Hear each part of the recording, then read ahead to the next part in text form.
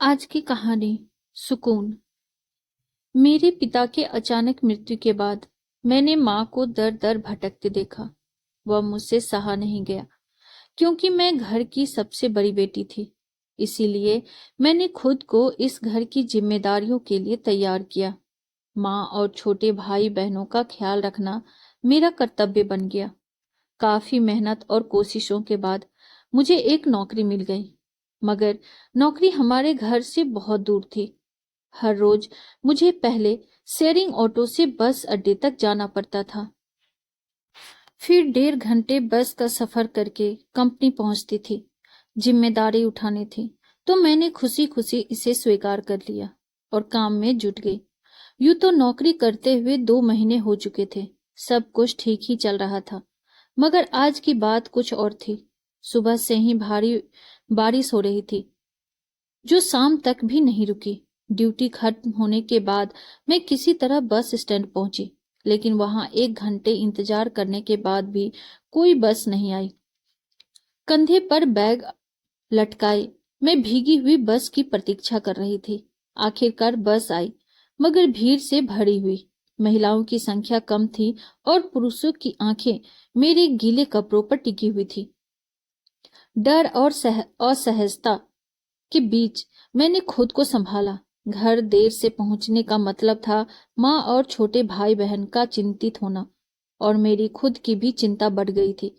किसी तरह वह बस जाम में फंसी फंसी करीब 2.5 घंटे में हमें बस अड्डे तक लेकर पहुंची, जबकि सामान्य दिनों में यह सफर 1.5 घंटे का था। आज 7:30 की बजाय रात के 9 बज गए थे। बस स्टैंड पर पहुंचने के बाद मुझे कोई ऑटो नहीं मिला। मैंने इंतजार करने के बजाय पैदल चलने का फैसला किया ताकि जल्द से जल्द घर पहुंच सकूं। थोड़ी ही दूर ही चली थी कि एक साइकिल रिक्शा मेरी ओर आता हुआ दिखा। रिक्शे वाले ने पास आकर रिक्शा रोका। उसका चेहरा देखकर मैं थोड़ा असमंजस में थी।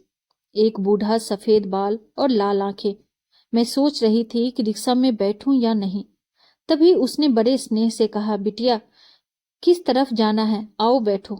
उसकी बातों में कुछ अपनापन सा था, जिससे मैं रिक्शा में बैठ गई। उसने मुझे मेरे घर के पास उतार दिया। घर के पास पहुंचते ही मैं संतोष की सांस ली और पर्स से पैसे निकालने लगी। मगर उसने कहा, नहीं बिटिया, पैसे नहीं लूंगा। मैं इसी तरफ रहता हूँ।